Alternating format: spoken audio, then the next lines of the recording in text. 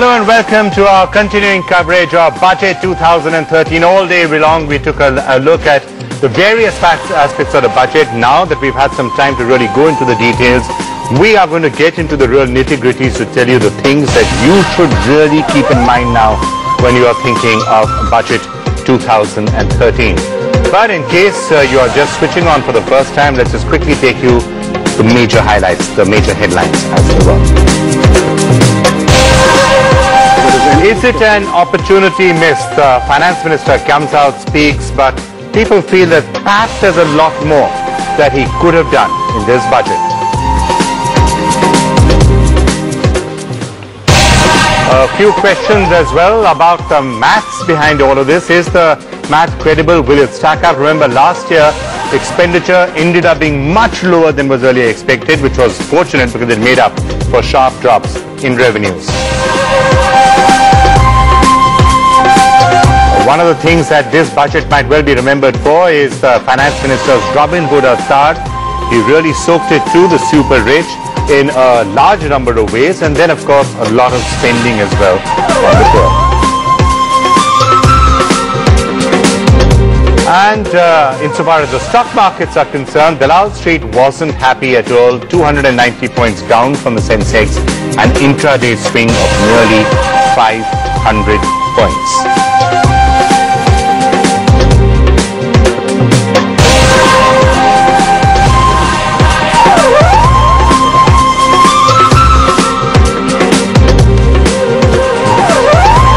Right, we are going to be taking a look at this with our panel of really special experts, people who really know all the details and have been studying the fine print. So Dr. Sujit Bhalla, great to continue to have you with us. We heard from you at great length earlier in the day how disappointed you were, and you started the day by saying you thought it's a revolutionary budget, so there was a certain disappointment there. Dr. Subhashish Gangopadhyay joining us as well. Great to have you with us. Kiran Mazumdar-Shaw, CMD Bicon, great to have you joining us from Bangalore. Rajiv Lal's with us, Vice Chairman and MT at IDFC. D.D. Rathi is with us, Group Executive President of the Aditya Birla Group. Ketan Dalal joins us, Joint Tax Leader at PwC India, and in just a couple of minutes we're going to be joined by Adi Godrej as well to round off the panel as we take a look at the various aspects of the budget. But right up front, let's just take a look at the budget at a glance. Here were the big headline numbers and others that you should really keep in mind. First of all, FY13 fiscal deficit. It was maintained at 5.2%, but there was a lot of interesting numbers that was behind this. As I said, expenditure dropped really sharply. The revenues are down as well. For the next year, FY14, fiscal deficit has been pegged at 4.8%. So that will please those who think that fiscal consolidation is pretty much the need of the hour. No major changes, no real changes at all in excise and in service tax. So there was a certain amount of consistency maintained there, and the Finance Minister very clearly pointing to GST coming in by the end of the year. He did make a provision for that as well. No change in personal income tax in the slabs or in the rates, although there was some credit given for people up to a certain exemption limit. The flip side of that was a 10% tax surcharge on taxable incomes above 1 crore. So that was that tax on super rich which had been speculated about. The economic survey said you shouldn't do it, but he did. And investment allowance of 15% for investments over 100 crores. So that was something else that came in to encourage the markets. Let me get some quick reactions from all of you on those big items, and then I want to get into lots of other details in the budget and try and get all of you to make sense from that. Those big numbers. Sujit, why don't you start? Well, the big numbers are that the GDP is scheduled to increase by about 11%. Expenditure is scheduled to increase by 16%. And tax revenue is scheduled to increase by 19%. And all of that is to get the fiscal deficit to 4.8%. Ostensibly. Ostensibly. So your question on the budget map, we're going to come into that a little later. But on the fiscal deficit, on the numbers that I've spoken about so far, Any takes? No, it is just that are these numbers credible? So what you said, the need of the hour is fiscal consolidation, and you said that those who think the fiscal consolidation need of the hour should be happy. I am one of those that unabashedly wants fiscal consolidation, and I am most unhappy because the numbers are just not credible. Okay, so I'm going to come back and we're going to spend a lot of time looking at the credibility of those budget math numbers. But Dr. Gangopadhyay, on the numbers that I read out, the big headline items in the budget, are there anything else you'd like to add to that list? No, I think I'd like to emphasize that investment allowance that you talked about, the fiscal consolidation of 4.8%, Sujit is questioning the maths, so that needs to be looked at. But, if the 4.8% deficit is to be committed to, then like he did this time, he may squeeze expenditure in the year, regardless of what the budget estimates are. And that is what we are looking forward to. Because there is a lot of expenditure that can be cut. There is no denying that. Okay. Kiran Mazumdar-Shaw, let me turn to you next. On those big items that we've looked at so far, what would be your take on fiscal deficit, on the major changes that took place in taxation and super rich and things like that? What would be your take?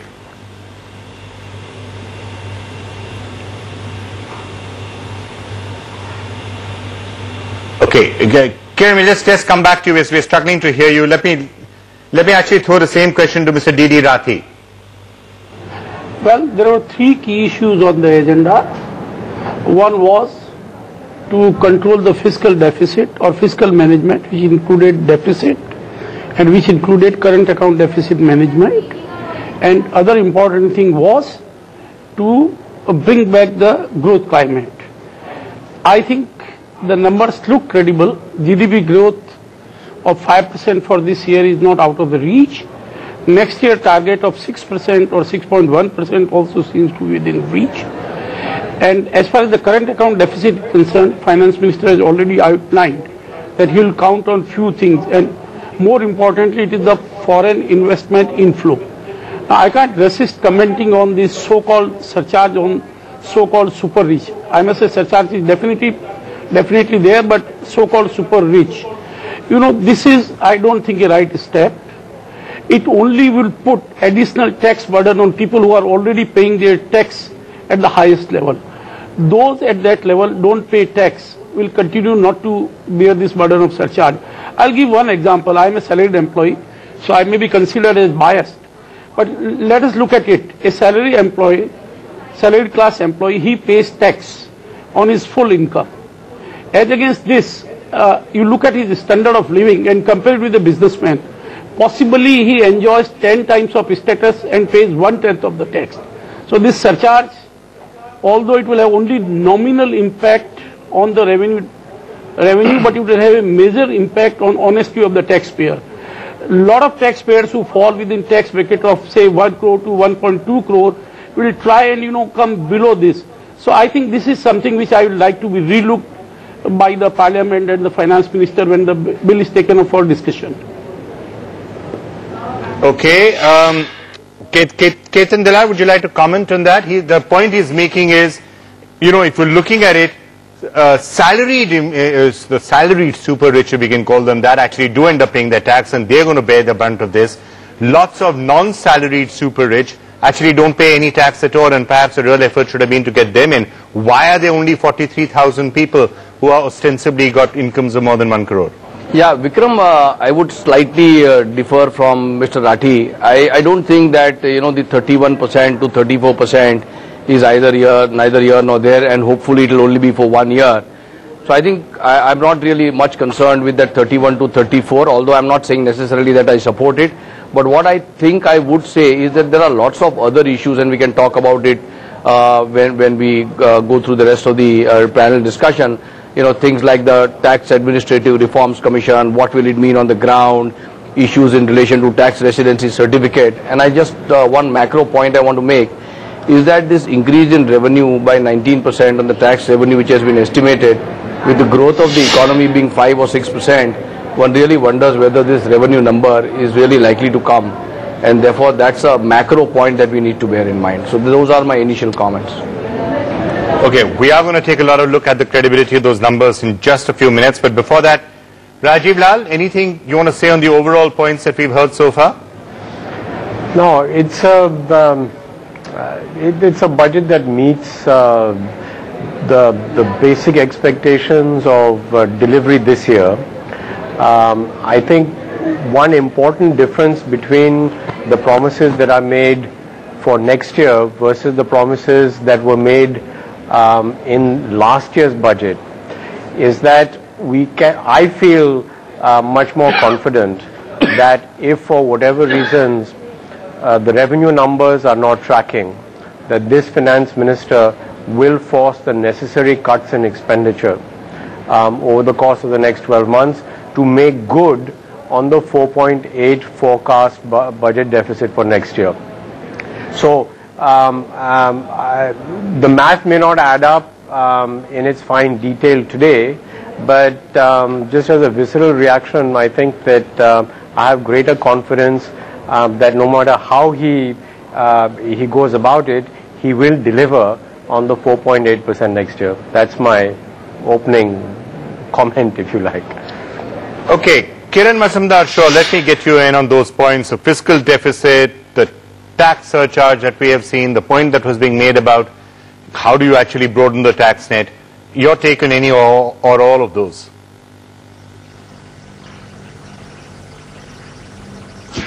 Well, you know, Vikram, I feel that the directional intent is very positive in terms of the budget, but I don't agree in terms of being able to attain the 4.8 fiscal deficit, nor the 6% growth that is being forecast next fiscal, largely because I'm not convinced that the impetus for investment and growth is adequate. You know, I think when you look at the infrastructure funds that and mechanisms that have been put into place, I'm not so sure that the private sector will have the adequate resources to match that 47% that is required. I'm also not convinced that the 15% investment allowance that they believe is an impetus for the manufacturing sector for projects that invest over 100 crores is really going to bring in any capital inflows into expanding capacity, because personally I think the cost of capital is too high, and you know, given the very poor infrastructure that we have, the project cost is also much higher than in a competitive situation in other countries.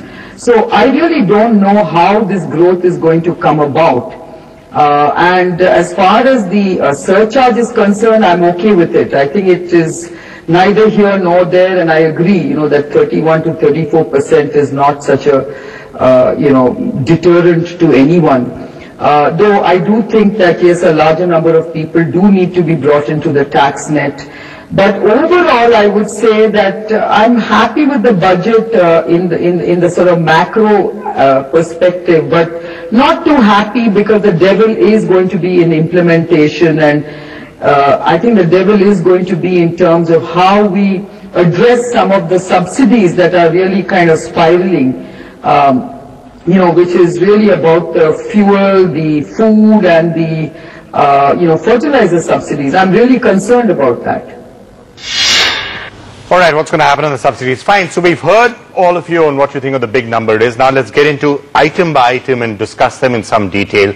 And with so many people expressing, well, concerns, doubts, skepticism, call it what you will, about how the budget math is going to actually stack up, we'll take a break and then come back and take a detailed look at that, the budget math itself.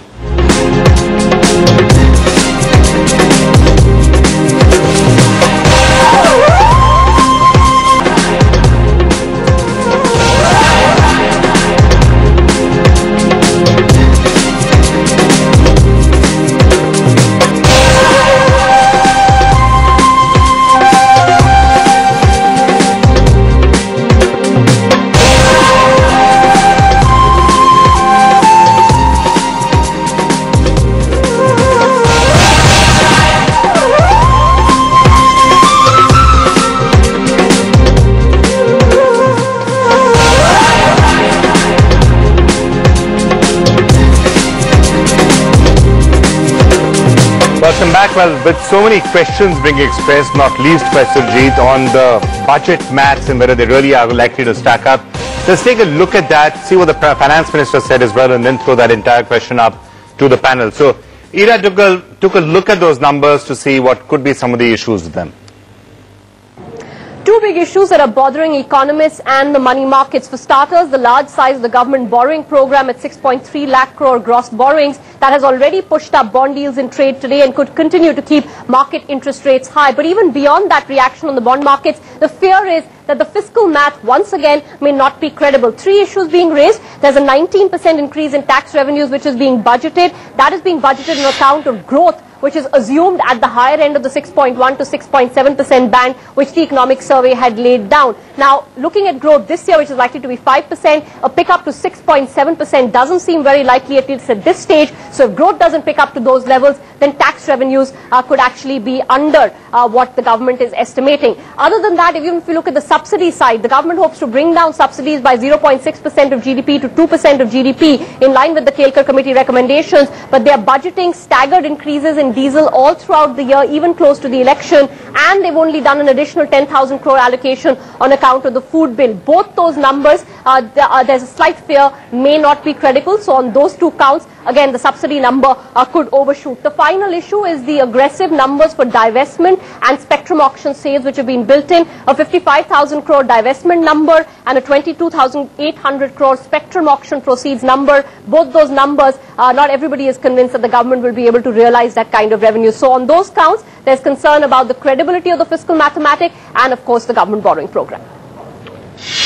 Okay, Surjit, before we hear what the Finance Minister had to say about that, feel free to add to any other concerns you have in addition to the ones that Ira listed. Yeah, no, just very simply that there is an argument expressed by Rajiv and others that basically, you know, we trust Chidambaram. That's what we are now reduced to. We trust Chidambaram. He will reduce the fiscal deficit to 4.8% come what may. There's only one caveat. Next year is an election year. How credible is the assumption that going into the election year, Mr. Chidambaram or UPA2 will be much bothered by niceties that we got to stick to 4.8% of GDP? Okay, Adi Godrej about to join us and I'm going to get his take in. But Rajiv, do you want to respond to what Surjit said? Yeah. Why would you necessarily believe the Finance Minister next year with election pressures on his head? Why would he cut down expenditure? So I'll say why I believe him is because I think the situation macro-wise is more serious than most of us are willing to admit. He did, the Finance Minister that is, admitted in his speech that the current account deficit has become a matter of serious concern. If he does not focus on fiscal consolidation, and he knows that, right? The whole debate about growth is very rapidly becoming academic.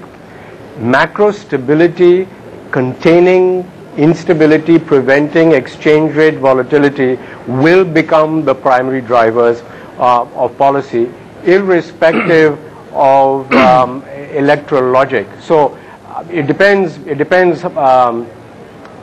when and if instability begins to threaten us. My sense is that I don't believe, and you know, this is a very personal judgment, I don't believe that this government, should macro stability really be threatened, be so irresponsible as to go into an election with expenditure completely out of control and consequently an exchange rate that looks dangerously volatile. Okay, Adi Godrej, just very quickly, exactly what I expected, exactly the situation, Rajiv, I completely agree with you. That's why I expected him to do something this year. Expenditures increasing by 16%. GDP is supposed to go up by 11%. Please tell me what will happen to the current account deficit before we get to the time when he starts cutting it down. Right. It just doesn't make any sense. Okay, Adi Godrej, let me get you in on this debate. What is your sense, first of all, of the broad numbers that we seem to be coming up with? The 6.7% growth number, the 4.8% fiscal deficit number, or any other number that you want to talk to us about. How credible do you think all of this is? How realistic do you think it is that we will hit these numbers? I think, first of all, the fiscal deficit containment at 4.8% is a good move. I think it's extremely important. It's also important that it be implemented as planned. I think if it is implemented, it will lead to better GDP growth. I think the expenditure plan he has put forth is growth oriented, it's development oriented, and it's inclusiveness oriented. So I think that many of the expenditure plans are in the right direction. It will help economic growth.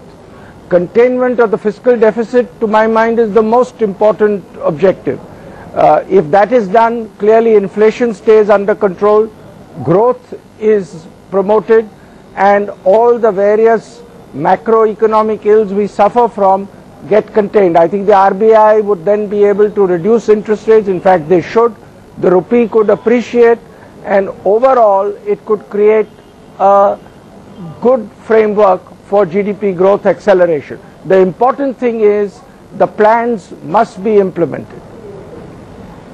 Okay, the important thing you're saying is that the plans must be implemented. We've been seeing what some of the ratings agencies have been saying about that. Let me quickly run through the rest of the panel and see what they think about the feasibility or the likelihood that we will actually hit these numbers. Kiran, Mazumdar-Shaw, hit all these numbers, or do you think, or do you agree with Surjit that it could be tricky, dicey? I think I've already said that I think it's going to be a tough challenge. I don't think it's going to be that easy. There are too many ifs and buts. There are too many caveats, and I think if it happens, wow, then I agree with Adi that growth will be a given. But I'm really concerned because I'm not seeing the right growth drivers to attain the growth. I'm not seeing the right investment triggers, or for that matter, the expenditure of sort of curbing that can take place in an election year. Okay, before I come to the rest of you, why don't I ask, let's just see what the finance minister himself had to say, because he was asked about his budget numbers, he was asked whether the math is going to stack up and whether he's going to be able to deliver on some of the things he said. Here was his response. I think the numbers are credible. We have worked on the numbers for the last couple of months. The fuel subsidy bill is likely to be smaller because we are correcting diesel prices. We have capped LPG prices, subsidies at 9 cylinders. Therefore, there is every reason to believe the fuel subsidy will be lower this year. The normal food subsidy is expected to be about 80,000. And over and above that, for the Food Security Act, I've provided 10,000. But if the Food Security Act requires more money, we will certainly provide more money. But that is a question that has to be addressed after the Food Security Act is passed. I don't have a bill before me, so I can't really say what it will cost. Once the bill is in Parliament, it is passed in Parliament, we can do our sums again. But as I speak to you, I think we have made a correct assessment of the subsidy.